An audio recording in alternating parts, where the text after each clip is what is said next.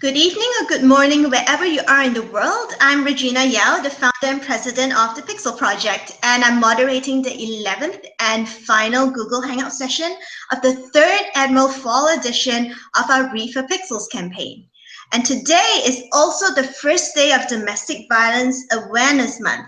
So thank you for tuning in to help us get this month of activism off to a great start. So through Read for Pixels, the Pixel Project is collaborating with 11 award-winning best-selling authors to raise awareness about violence against women and to raise funds towards the Celebrity Male Role Model Pixel Reveal campaign, which aims to raise $1 million for the cause to end violence against women. We'll also be telling you more about the Read for Pixels fundraiser, which has lots and lots of goodies, exclusive author goodies a little later in this session. And you can find out more about the Pixel Project and how to help end violence against women by visiting www.thepixelproject.net. And we have a fantastic guest on our Google Hangout today. Please join me in welcoming Gregg Hurwitz to Read for Pixels. Gregg is the New York Times bestselling author of 15 thrillers, most recently ORPHAN X. His novels have been shortlisted for numerous literary awards, graced top 10 lists, and have been translated into 27 languages. He is also a New York Times best-selling comic book writer, having penned stories for Marvel, Wolverine and Punisher, and DC, Batman and Penguin. Additionally, he's written screenplays for or sold spec scripts to many of the major studios, and written, developed, and produced television for various networks. Gregg resides in Los Angeles. Now, Gregg has actually very generously donated a couple of very special goodies. So for book collectors, he's donated a copy of the highly coveted UK first edition of ORPHAN X, which has his name redacted out, which is very, very cool. And he will sign and personalize it and send it to you. Now, another copy of this edition raised almost $5K when it was auctioned off for another charity. But for Read for Pixels, we're not doing any auctioning. Gregg is offering it as a gift if you fulfill our donation request. And for fans, Gregg's personal copy of the original US edition ARC. You can't buy anywhere else, and Gregg will gift it to you signed and personalized if you donate. And both come from Gregg's personal collection, and they'll make the perfect personalized treat for fans of high-octane thrillers. So donate now to get yours before they're gone. And you can donate to get your hands on these goodies and more via our Read for Pixels Fall 2016 fundraiser. And so please give generously, and funds go towards helping stop violence against women. And I'll tell you a little bit more about that towards the end of this session. Now, I'm going to switch it over to Gregg. Welcome, Gregg. Hello. Thank you so much for joining us today. Thank you for having me on. So Gregg's going to do a reading, and he's going to tell us a little bit more about what he's going to be reading today.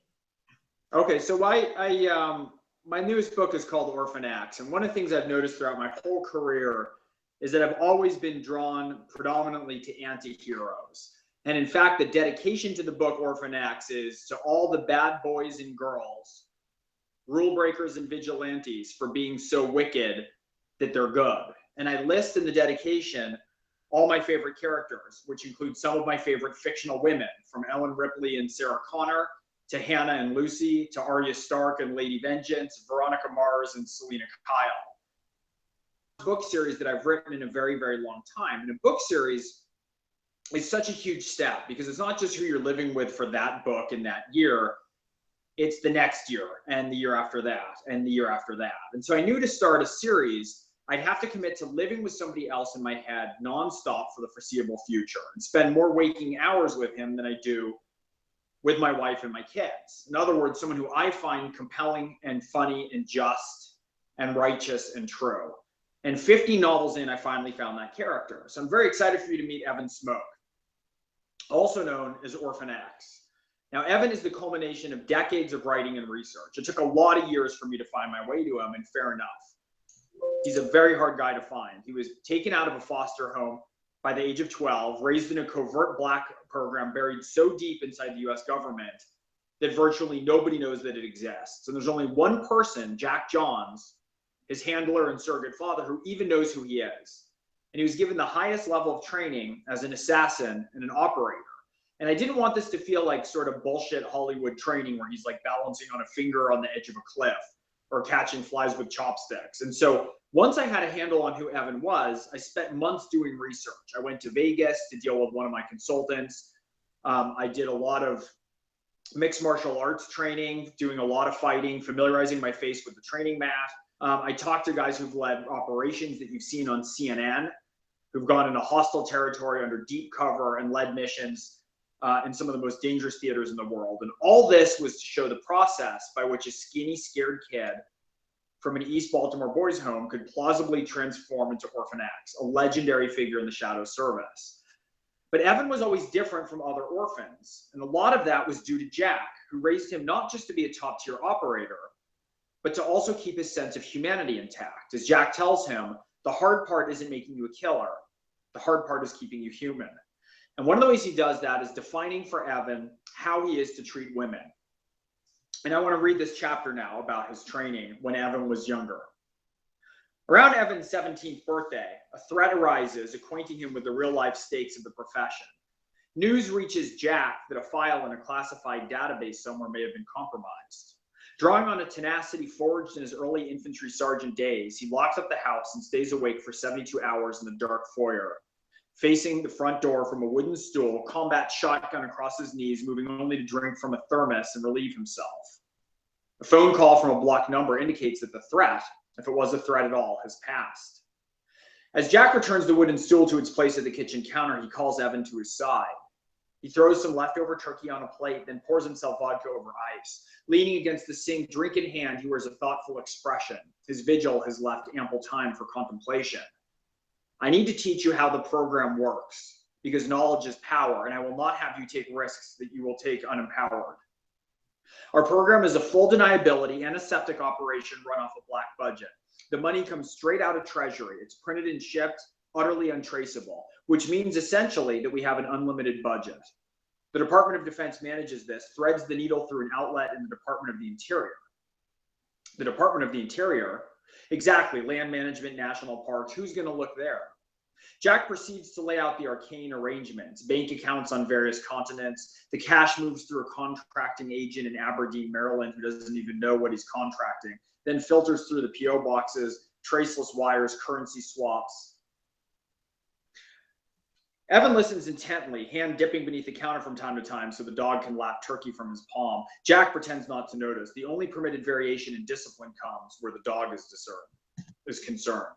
Are you supposed to be telling me this? Evan asks. No. The following morning, Evan returns from a run to find in the driveway a red Acura Integra with a bobblehead Jesus adhered to the dash. Puzzled, he enters the house. A trace of jasmine perfume lingers in the air as anomalous in the wood-paneled front hall as a feather boa on a marine. Jack waits in the study, Maria Callas belting Suicidio from the record player. When Evan's shadow falls into the room, Jack looks up. You can't lose your mind over women, over sex, and that means you need to acclimate to it. She's a professional, she's clean, and you are to treat her with courtesy and appreciation. Do you understand? Evan nods.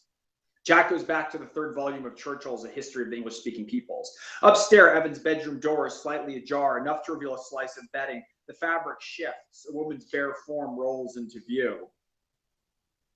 Evan steps inside and feels his blood jump. The next day, Evan does pull-ups on the rusted bar by the log pile, his biceps screaming. Jack sips coffee, his breath visible in the night air. Respect for women is essential, Jack tells him. Women's rights and economic development within a country are highly correlated. Treating women properly is not just a moral position, which it is, or an American value, which it is. It's a strategic imperative, and you will always, always lead by example in this regard. Grunt of consent and drops from the bar. When he goes upstairs, there are two women waiting in his bed. His education in and out of the sheets intensifies. By the time he turns 18, he is 5'11", 175 pounds of lean, ridged muscle. He is neither too tall, nor too big, nor too evidently strong. He can vanish in a crowd. Half the men in a given bar might think they could best him in a brawl. This is ideal. Jack decides to call wind for Evan on the sniper range one crisp fall morning. It's been a long while since it was just the two of them with no instructor. Evan dials the elevation into his scope, correcting for ballistic arc. At his side, Jack presses binoculars to his face. Evan exhales through pursed lips, applies steady pressure to the trigger. The stock kicks into his shoulder and a hole appears centered in the red bullseye 600 meters down slope. Evan fits his eye again to the cup of the scope, fires again. Jack lets his binoculars drop into the brittle leaves, annoyed. Focus, Evan, you missed the whole damn target. Look closer, Evan says. Jack lifts the binocs again. There it is, the eclipse-like bulge where the second bullet nudged the perforation outward on the left side. 2 bullets, 1 hole. Jack bobs that bulldog head, makes a noise deep in his throat. As Evan looks over, some heretofore undetectable filter falls away, and Evan sees that he's aged since that first meeting when he picked Evan up 7 years ago. Jack's flesh seems heavier, tugging at that broad jawline, and his gaze is more human somehow. The glimpse of this Jack, a man nearing 60 with more traveled road behind him than open road ahead, strikes a vulnerability inside Evan that he didn't know he had. When Clara died, Jack says, keeping his eyes downrange, I couldn't see anything, only the spaces she used to occupy. He rolls his lips, swallows. Until you. His mouth firms, and once more he is a baseball catcher, square and armored, impervious to collision. He rises, his boots crunching mulch as he turns his back to the truck, his face holding the faintest note of dread. You're ready, he says.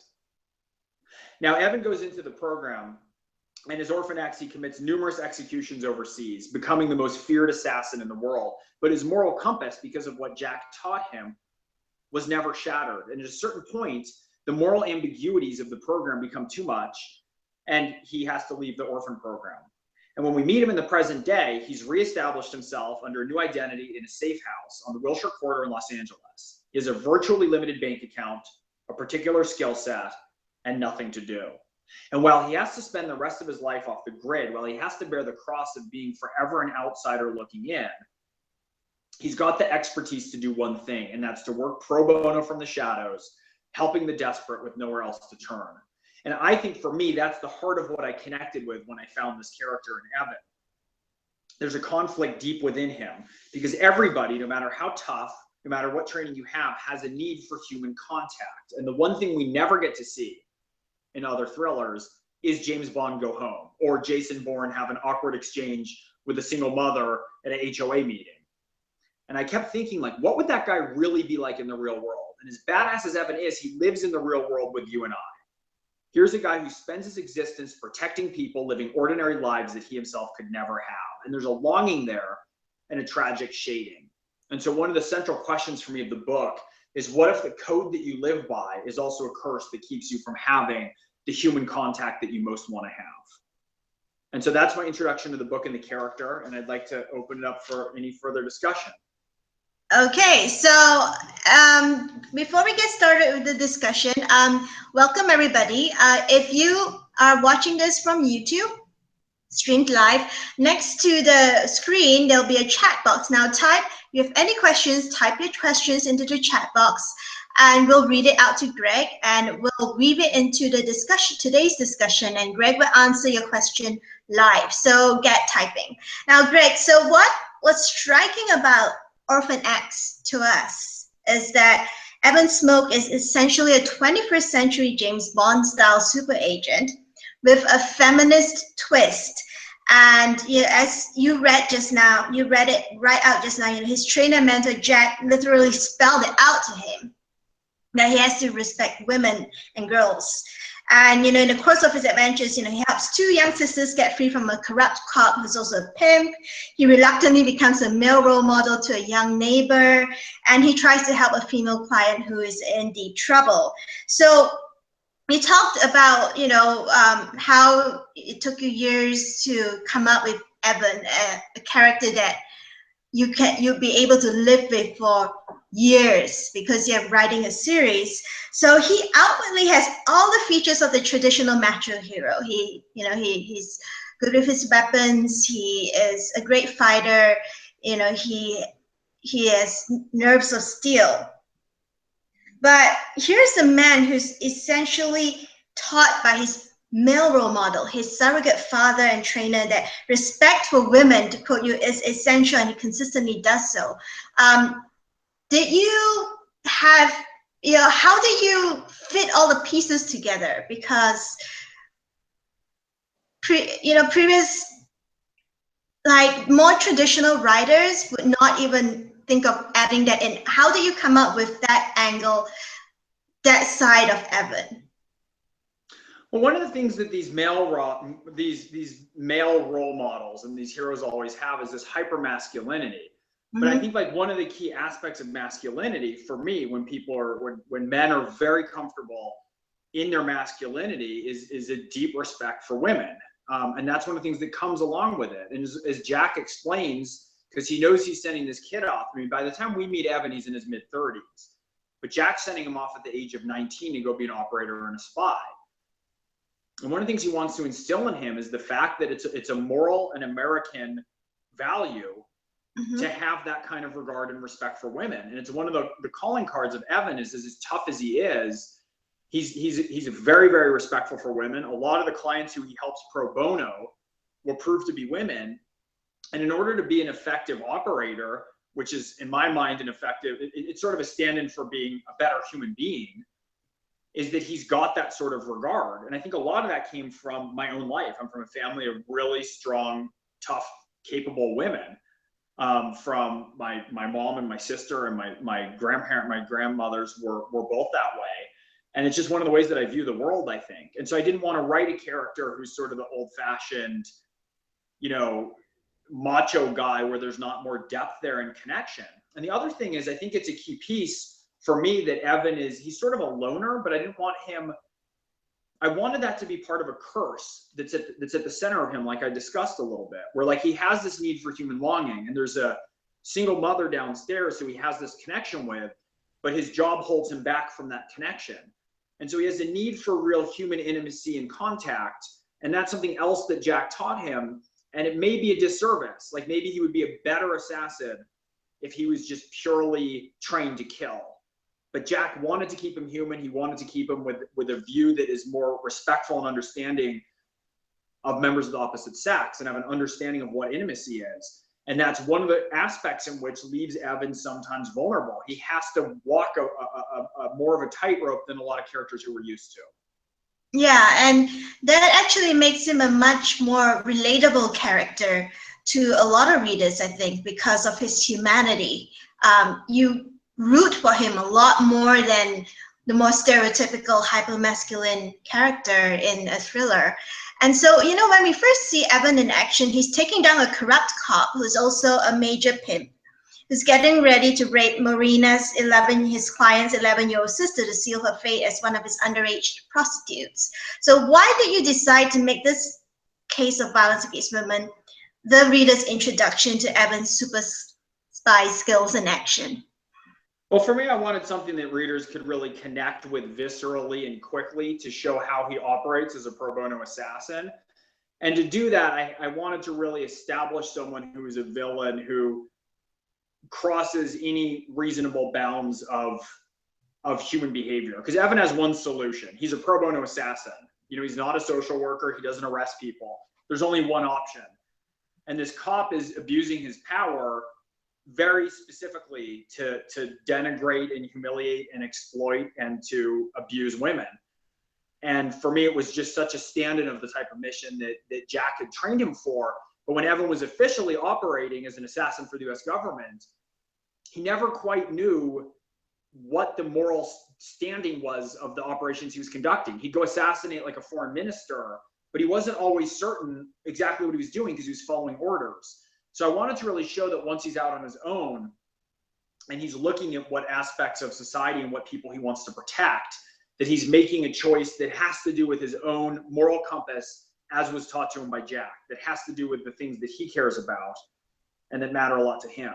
And so that's why I chose this case, because, the way that the manner in which this guy is exploiting women and girls is completely inexcusable and vile, and it's something that I wanted that to be our introduction of meeting Orphan X, solving that kind of problem. Okay, so many people in the anti-violence against women movement believe that male violence is the main, if not the root cause of violence against women and girls and of violence in general. So how do you think a popular genre like a thriller like Orphan X can contribute to this conversation and push it forward in a constructive way? Well, one of the things that I'm always very careful to do is to write women and women's circumstances that are more well-rounded. It's a fine line between writing a scene where a woman's being molested and a guy, you know, your hero, your fictional character swings in and saves the day, and kind of white knights his way through, where the women aren't fully formed characters, where they're only there as a foil for the male character. And so one of the things that's always important to me in this conversation is to have characters who are really fully formed. I'll give you an example of that. For 2 years, I wrote Batman for DC Comics. Mm-hmm. And it's always tricky to write a comic book hero because there's certain parameters that you have around the character. You know he's not going to die. You know that he's not going to get beaten in a way that's humiliating to him. You know he's not going to do anything that's immoral. And with Batman, you know he's not going to get married or have a long-term relationship. But I chose for him to have a relationship for a long stretch of the time that I was writing the book with a woman who was highly capable, very intellectual. She was a Ukrainian piano player. Like, I gave her this whole list of attributes and skills, and she sort of calls Bruce Wayne out on his bullshit in a way that we're not accustomed to. Like, we're not accustomed to seeing strong and empowered having that sort of banter with Bruce Wayne as she's trying to figure it out. Most of them, you know, we're accustomed to women who kind of swoon and get out of his way and are there largely to foil him. So I think that one of the ways that you forward any genre is by making sure that there's no straw women, that you're not creating characters that only serve as a foil and a contrast to the male characters, but that they're fully formed in their own right. And the more powerful the women are around a man, I feel like the better it reflects on a man anyways. You know, like if someone is dating someone or interested in someone, like Evan Smoke has a romantic interest in the single mom who lives downstairs. She's also a DA. She's very smart. She's a very capable mother. She's very tough and good at her job. She's very witty. And to my mind, that just reflects better on him, and it reflects better on her that she would be interested in him. So I feel like both genders need to move of a piece if you want to start to address these sorts of issues. Yeah, so we have a question from the audience by Ira B1. She or he says, there has been some discussion about the toxicity of aggressive masculinity and the violence and misogyny that can result from it. What do you think society can do to change this culture?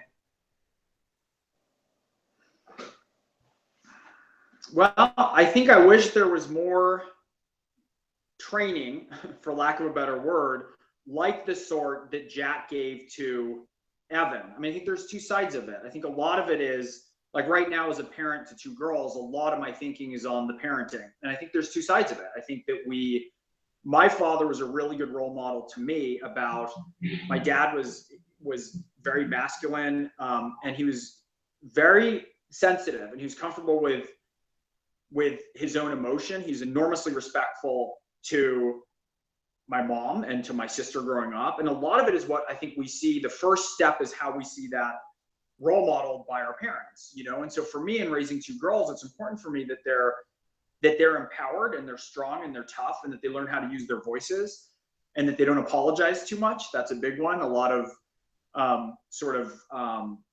knee-jerk, almost reactionary apologies, to really find and have an orientation in using their voices. They're both athletes. They both also happen to be feminine, which is something that's cool. But you know, I'm not saying that's a unique or a necessary asset. But these are girly girls who also are athletes, who are also really tough, who also use their voice, who are also good at school. And it's about encouraging, I think, well-rounded people.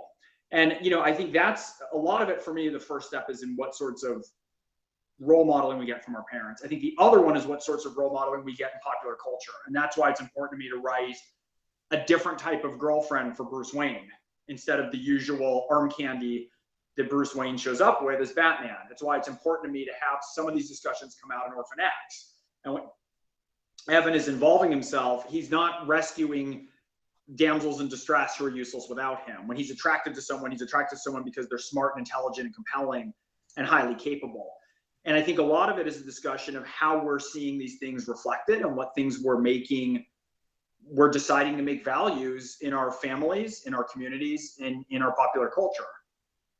Okay. Yeah, no, it's I'll just like insert a comment here from myself, which is I was actually, when I read Orphan X, I loved it, and I was really surprised when, you know, in that chapter that you read out, precisely that Jack actually gave Evan a mini explanation lecture sort of thing about how, you know, if women are respected, it's also tied to the economy and stuff.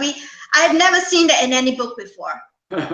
I wasn't expecting it in the thriller. I really wasn't. You know, I was reading it like, oh great, yeah. So now he's having training. And well, it's funny because I was trying to think too, because I mean, obviously the point when I'm writing it's not to be preachy. It's to express the things that I find compelling, and I find those attitudes compelling. Those are attitudes that I hold, and those are attitudes that I learned from my family, my mom and my dad, and that I want to impart to my kids. But part of it too is because Jack is strategic and he's a former station chief in the CIA. I mean, he's also stating this as a strategic imperative. He says, first and foremost, it's a moral imperative. It's an American imperative. But, you know, there's no greater predictor of the economic success of a country than the stature and status with which their women are treated. No correlated fact. And so it strikes me that someone who's teaching someone to go operate in all different foreign cultures would say that's something you're going to emulate. You know, if we're trying to export American values, you know, of course, in the form of an assassin. So it's questionable what the influence is until Evan goes out on his own.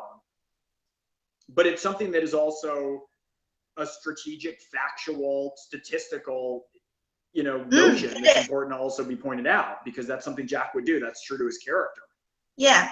So yeah, that's why I was like, oh, right. So he's giving, you know, so it was a really, really pleasant surprise to that. Yeah. So there's another question from the audience. It's from Sulo, and she says, in Don't Look Back, you made your protagonist a woman, Eve Hardaway. What prompted the decision? You know, it was so weird. That's kind of my like Woman on Fire book. One of my favorite movies of all time is the remake of Man on Fire with Denzel Washington and Tony Scott. And I wanted to have a version of that movie that featured a woman. I've written a series of books that were Hitchcock everyman thrillers. And I wanted to tell a story. It's always hard to know where these things come from. And a lot of my books I'm talking to, or I don't realize it when I'm writing it consciously, but afterwards I'll think that there's a lot of that's about or to my wife, or that's about or to my daughters, or to different relationships that I have. And it was interesting because for some reason I got in my head where I wanted to live in this space for a year, the story of a woman who has had, in the opening scene, she's finding out that her husband has had an affair on her. And they were supposed to go away for their anniversary to the jungles of Mexico. And so the first line she's saying, how many times? And he says 6, maybe 7 or 8. And she says, where? And he says, you know, the back of a car, once, in a motel. And we slowly catch up to the fact that she's just realized that her husband has been having this affair with her. And so he leaves. She's a single mom. He leaves with this other woman. And basically she goes off to the jungle anyways on their anniversary trip. It was supposed to be for their anniversary. And she goes herself to rediscover herself. She gets really lost in her routine and her rut. And what that book is about for me is really about her finding herself again and finding her voice. She has a lot of objections and thoughts in her head that she holds in. And it's something that I notice is something perhaps that plagues girls more than it does boys, that they have thoughts that they'll hold in because they're worried about what people will see and react. And when she goes off and she goes to the jungle and she's confronted with a series of horrific situations, because I write thrillers and that's what happens in thrillers, she emerges and finds her inner voice and finds her inner strength again, and the two go hand in hand. And so for me, it was very much about a woman who's decimated by a husband who's lied to her, who goes off and really finds herself and finds her inner strength again through a series of trials and tribulations. I can't honestly tell you why I was compelled to write that. I mean, maybe it's some of the stuff that I feel really strongly about imparting to my daughters, about the ways that finding your voice is also finding your strength. And in thrillers, we tend to literalize these things into external threats and horrible situations. But by the end of that book, I knew that Eve Hardaway would find a different part of herself that she had when she was a kid and she lost somewhere around the way. And it was really about her rediscovering herself.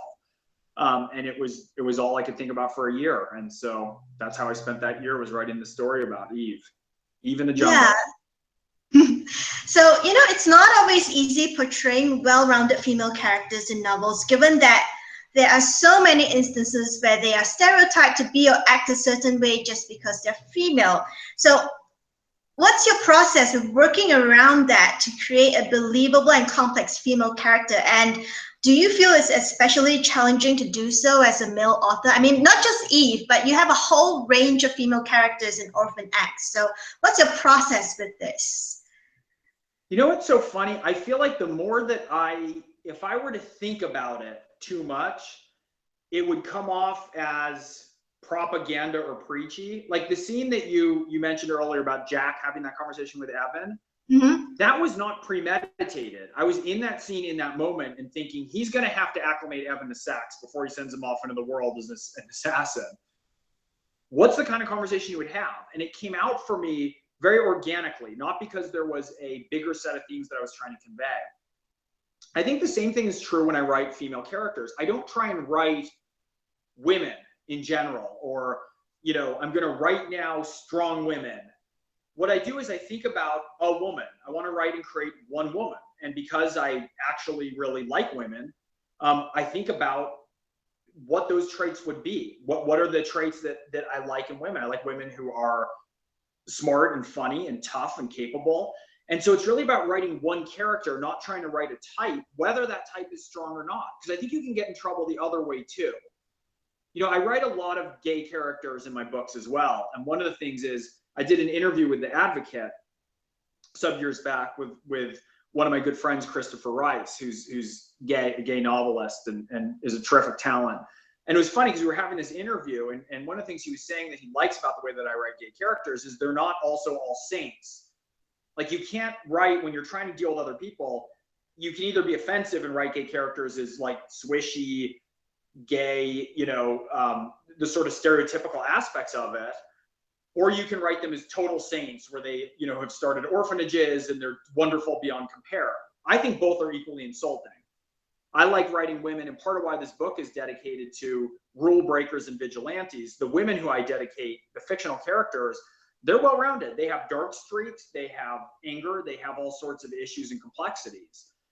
And I think that's equally important. I think nobody wants to read a book by a male author that all the women are sort of paragons of femininity and perfection.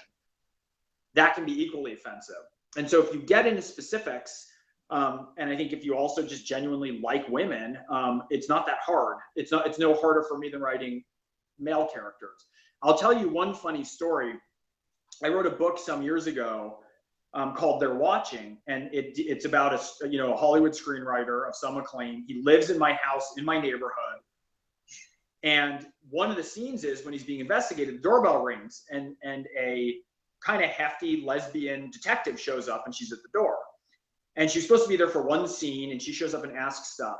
I was having all kinds of trouble finding his voice. This is the character who's just like me. He's a white male, in his, then late 30s, and is living up in Mulholland. She came to the door, and I had her voice down like that. Every line she had, everything about her. I loved writing this character, and I wound up running her through the whole book. It was supposed to be in one scene, and I just fell in love with that character. And it's interesting how sometimes we can find voices and overlap with characters sometimes who are a little bit different from us, from our demographic or our background. And sometimes I struggle with characters who are closer to me. So it's never sort of a guarantee. You never know who's going to start talking to you. Yeah. Okay, so let's switch gears a bit. Let's talk about geek culture in general. Now, geek culture including comic books, movies, TV, books, gaming. They have had their share of critics, ongoing critique and criticism, saying that pop culture, geek culture is still too male-dominated, despite the rising number of prominent, well-respected and well-known female authors and creators. Now, what do you think needs to be done to make geek culture as a whole whether it's comics or gaming or books, more welcoming for women and girls? Well, I was at Comic-Con for a lot of years writing for Marvel and DC. And even in the time I was there, I noticed a sea change in the amount of women who were there participating, and girls dressing up in costumes, the artists who were there, the writers who were there, the editors who were there. And so I noticed a real range of different, I noticed even in the sort of 6 or 7 year span that I was working on it, what the changes were that were happening already. And so I think it's really moving in a positive direction. I think some of that is how we write about women. You know, the book that I wrote about Batman, that could not have happened, or you don't see that in the comics of the 80s and the 70s. You just don't see it. And so I think things are changing. It's got to change how we write our characters. It's got to change who the creators are and what they look like. And it's got to change. It's also got to change in terms of how we're bringing up our kids. So I brought up my daughter, grew up reading comics. It's a very different sort of situation and relationship. Comics when I was growing up were mostly read by boys. So I think it's about access and more entry. Yeah, okay. So we're still seeing a lot of hostility though. I mean, just a comment here, like with Ghostbusters, when they rebooted it as an all-female lineup, the vitriol underneath, just when the trailer was horrible. It was misogynistic. It had, it was racist, misogynistic, and also, when do you think this pushback from a subsection of the fandom is going to subside? I don't know. It was unbelievable what happened with Ghostbusters. It was pretty horrific. Like, I had no idea why that happened. I think part of this is also, there's so many benefits of the rise of, I think there's also a lot of drawbacks because everybody has a voice and they have an anonymous voice. And one of the things that I hate about how things are working online is that there's a lot of sort of mob mentality that can take place, and that goes both directions, and it can be horrific. And as long as people can anonymously sort of attack something, we didn't used to have that. It used to be that a responsible critic who signed his name to, or her name to, a review would have to review Ghostbusters, and it would be judged in a different way. And so you have this sort of breakout with social media of everybody having a sort of equal voice. And it's very hard to moderate and regulate in keeping with, ideals of freedom of speech, which are obviously also important. I'm not sure what it is aside from the fact that people will acclimate and get used to it. I think as we start to get used to seeing this, I just saw the Magnificent Seven remake, and there was a woman not quite in the Magnificent Seven, but one of the characters was a woman who was involved in it. And, she was sort of like on the edge of it. So I think it's part of it is just how we're going to evolve and which direction society starts to take. And I think part of it too is really standing up to mob mentality and being brazen in a certain way. When there's a whole group of people saying something, I mean, it's like that old Mark Twain quotation where he said, anytime you find yourself on the side of a majority, it's time to reconsider. And so it takes strong voices, because if somebody does something that's, let's say you want to make Ghostbusters with all women, you get these hosts of comments, but it could be like 1,000 people in the whole country just posting and reposting and reposting. So I think we also have to denigrate and toughen up to what the voices are, and to be very strong in standing them down and not giving them and elevating them to a stature where they can dominate the conversation. Yeah. Do you think, we're talking about, comic books and movies, and, in the crime and thriller genre and community, do you think it's more egalitarian and female friendly? Or which ones? I'm sorry. And if we look specifically at the genre of crimes / thrillers / mysteries, do you think that community is more egalitarian and female friendly? I don't know more than whom. I mean, I more than which other ones. I mean, I know that there's a number of spectacular and prominent female writers right now. There's an amazing, almost like a renaissance of women crime writers. And so they're enjoying a ton of success, whether it's, or Megan Abbott, who's one of my favorite, if not my favorite writer right now. And so if you look at the bestseller lists, you're seeing women very, very well represented in tackling crime and in also using genre, which is what I like to do, which is always what I think is the best version of it, of using genre to also look at other issues like gender and race and culture. And there's a lot of interesting texture that's going on in a lot of those works. I saw Laura Lippman has a new book out, that's getting a lot of acclaim, and Allison Galen. I mean, the list goes on and on and on in a way that I feel like there's a lot more attention that's given now than maybe there was 10 years ago. Okay, yeah, right. So there's another question from the audience. Dana K asks, she says, you do a lot of research for each of your novels. Was there anything specific you did for Orphan X? Well, Orphan X, there's a couple things. When Evan gets on any gun that he gets on, I wanted to be able to actually shoot. And one of my friends is an armorer for a lot of the Spec Ops teams in Las Vegas. So I went down there and got on, Benelli combat shotguns, rocket propelled grenades, custom Wilson 1911s. I get on every weapon he gets on, not because I'm a gun guy. In fact, I'm not. And I'm also often made fun of for not being able to keep up with everybody. But I always want to know what the texture is of something so I can write about it better. I never want the writing to be like a conglomeration of CSI shows that I've seen and all my readers have seen. I want to get the telling details because my primary aim is to give the readers a front row seat to the action. And so, for instance, I mentioned this briefly in my introduction, but I trained in mixed martial arts fighting and basically got my ass kicked for, a whole series of months by somebody who is much stronger than me. So I can feel what does it actually feel like the minute before somebody has you in a chokehold before you choke out and go unconscious. So there was a lot of ranging and work that I did. We talked about Don't Look Back in Mexico. I went to Mexico. I did whitewater rafting down class 4 rivers in the middle of the Mexican jungle. If I do all these things, I can write about them in a way where readers can really feel and taste and smell them. And there's a sort of life that I hope to bring to it for my readers. So it's like method writing, like method acting. That's a good way of putting it, yes. Okay, so IRB1 has another question. She says, what are your favorite novels and series to read and why? My favorite novels and series? I mentioned earlier, I love Megan Abbott's books. Like, I await her new books eagerly. I usually read her arcs before they come out. The End of Everything, Dare Me, The Fever. I just love, there's something in her style that I find compulsively readable. She's the best. And I love Jesse Kellerman is a fantastic young novelist. He's one of my favorites. And then for big series, I love Lee Child. I just read, but recently read Make Me, and Robert Crais is also a wonderful writer. And I'm amazed with those guys how far deep they are into their series, and they're still writing books that are unbelievably fresh and interesting.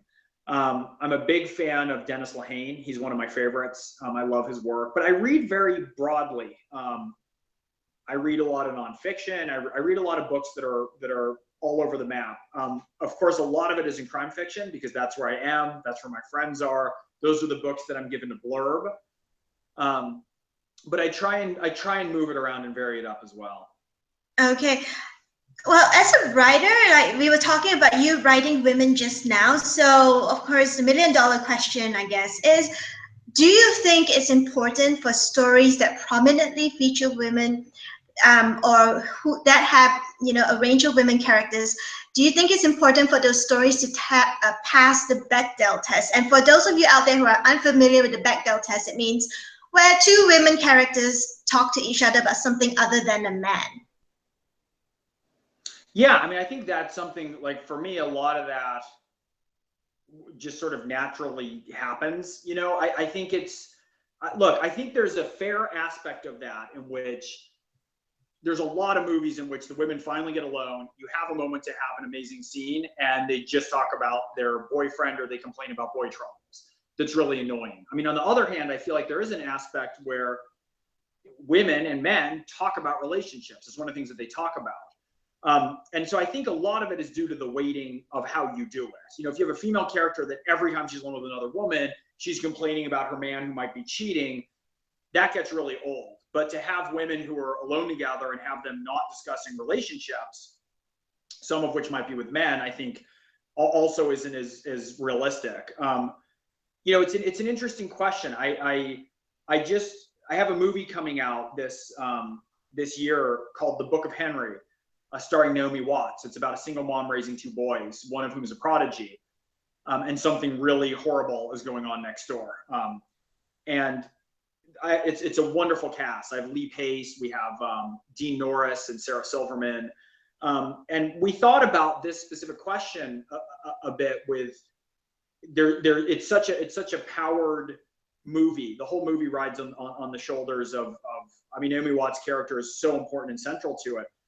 But when I was writing it, I was very conscious to try and have it be shaped into a world that feels very full, so that her relationships with everybody are different and distinct, and to try and not kind of fall into a hitch or a trap where things feel more commonly tread.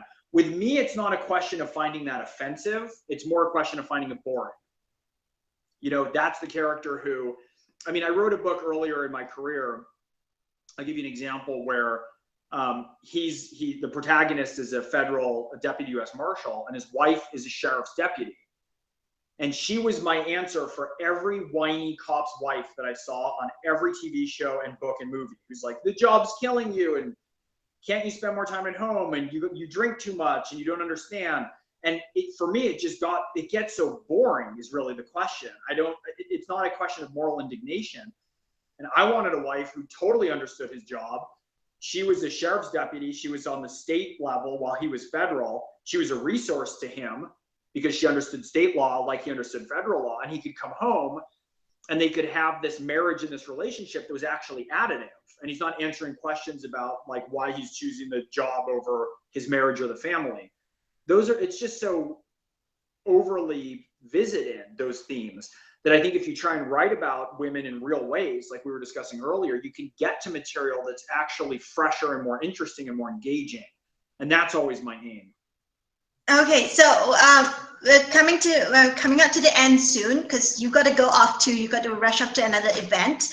Just two more questions. They're kind of obvious questions, but it's just for the record. So first of the two questions, in your opinion, how can authors like yourself best support efforts to kick off social change to end violence against women? Well, I think it's similar to what we've discussed in certain ways. I mean, I think a lot of it is the primary, look, there's two forms of influence that we have, and we've touched on both of them. Mm-hmm. I mean, and one of them for me, as much as I have hundreds of thousands of readers, the most important influence I have are the people who are around me in my life, right? Who are my wife and my kids, and what sort of person I'm being in the community, what kinds of daughters I want to raise, who I want them to be in the world. And those personal relationships impact, that matters, like that's the whole world, right? On a secondary level, I do have a certain measure of influence writing TV and features and comics and books. And I do think that it's important to think about writing women and women's voices in a way that feels distinctive and compelling and new, and to make sure that I'm not falling into any lazy tropes of women, which could be boring or could be reinforcing of negative notions. You know, it was fun. I'll give an example that's an unflattering one to me, perhaps. Well, maybe not, but I had a book that takes place in San Francisco. And San Francisco has I was born in the city, and it's called Tell No Lies. It's sort of my love letter to the San Francisco. And my character he's running somewhere, he's in Chinatown. There's a vibrant, wonderful Chinese American community in San Francisco. And he runs in, and there's an old lady, and he interacts with her, and she speaks to him in kind of broken English because he's trying to figure something out. Well, in San Francisco, one of my friends, this college roommate of mine, runs a big pro bono agency for Chinese Americans. He's a very big advocate. I gave him the book to read, not for cultural issues, but to make sure I got specifics of San Francisco right, because he's living in there now. And he had the best note for me. And he said, you know what you should think about? You should think about, instead of having her talk and have an accent or talk in sort of, you know, broken English, you should have her talk in perfect English. And it was such a great note because it wasn't one that was sort of ideologically motivated. It was like, oh yeah, in San Francisco, there's people who are fourth generation Chinese American. I mean, that's one of the things in San Francisco, like there's people who go back forever, who were born there and their parents were born there and their grandparents were born there. And it was such an interesting choice because I didn't make the change out of some notion of wanting to be more politically viable, but it actually, thinking about it a little bit longer, made it more compelling and specific to San Francisco. It made it more interesting, and it made me not relying on something that might have been, you know, a trope that I had in my head, rather than how Chinese Americans of a certain age are in San Francisco, many of whom speak perfect unaccented English. And so it was a really great notion for raising awareness, for adding something to the book that added a kind of flavor of San Francisco and made something that was more accurate. And I think there's certain ways that if I can think through, and if writers can start to think through notions about and challenging ways about women that are normally conveyed, and to try to turn them on their head or make them more interesting. It's something I tried to do with Candy McClure, who's my female assassin in Orphan X. You take the notion of what a female assassin is supposed to be and look like and act like, and I really played with that a lot. And in playing with that, sometimes you can start to realize some different colors and flavors to the things that you might normally get down on paper. Okay, so final question, and then we'll go on to tell everyone about the goodies and where to get them. So you have been so very incredibly supportive of our Read for Pixels campaign and the Pixel Project's anti-violence against women work as a whole. So why do you support our organization, and why do you support the cause to end violence against women? Because how close I am to my mom and my sister, and because I have 2 daughters and a wife, and so it's sort of that simple.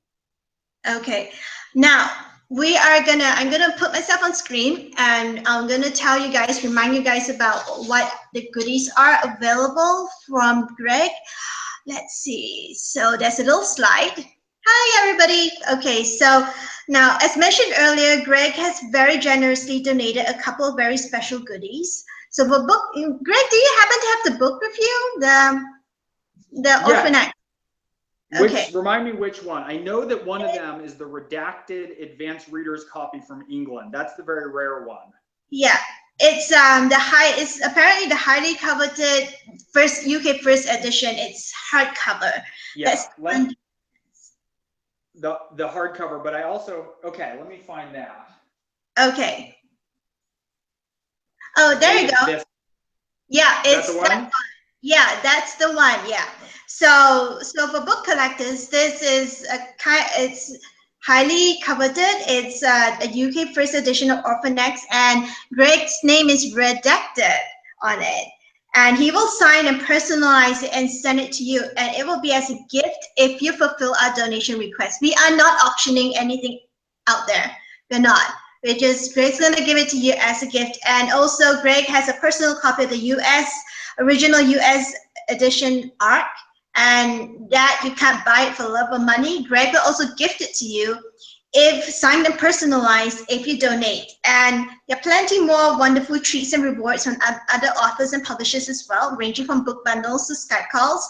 And we're aiming to raise at least $5,000, and every donation counts. And the fundraiser is going to go on till the end of the month. We've extended it. So I'm going to share a little slide. Okay, Gregg, can you see it? There's a little slide. Yeah. So it's you can donate to get Gregg's goodies or any other geeky goodies at Indiegogo at is.gd/r4p Indiegogo 2016. And if you're a huge epic fantasy fan, Steven Erickson and us are having an auction of his personal copies of the Subterranean Press editions of his Malazan books. And you can head on over to is.gd/r4p Malazan auction, and you can find out more about Read for Pixels via is.gd/readforpixels. And to find out more about violence against women and how to stop it, what you can do about it, you can visit the Pixel Project's website at www.thepixelproject.net. And once again, to find out more about the Celebrity Male Role Model Pixel Reveal campaign, because as Gregg said, Role models are so important. Please visit reveal.thepixelproject.net to learn more about it, and please donate generously. Now, I think Greg has some announcements that he wants to make before we all sign off. So over to you, Greg. Okay, well, there's a couple projects that I have coming up that I wanted to tell you about. ORPHAN X is available now in hardcover, but the paperback will be coming out shortly. That's something you're going to be able to find pretty much anywhere, I hope. And then in January, for those of you who've already read ORPHAN X, the sequel, which is called The Nowhere Man, is going to be out in January, and that's the next Evan Smoke book. In the interim, in a couple weeks now, in October, I'm going to have my first young adult book come out, and it's called The Reigns, and that's available from Tor Teen. And that's a book that's also going to be out and about. And then I would say next year, as we get into next year, look for my movie, which is called The Book of Henry. And that'll be out in movie theaters. And that's the one that I discussed earlier. Okay, will you be at any cons in the next 6 months that anyone can go see meet you? I'm not sure what I have planned now. My schedule's been a little bit crazy, so I don't tend to know it or look till the week before. You can always find my locations and signings, because I do have a whole bunch of signings and appearances coming up at my website, which is www.gregghurwitz.net. It's not .com, it's .net. And my name is annoyingly spelled with the extra G on the end of Greg. So you can always look up where I'm going to be at gregghurwitz.net. Okay, yeah, I'm looking forward to Nowhere Man. You left us hanging, really, really hanging. I did. Oh, and the other place where I announce stuff, I'm on Facebook and I'm on Twitter as well. And I often announce, where I'm going to be and if I'm going to have signings there as well, if you'd like to follow me. Okay, so everybody, thank you from us and from Greg.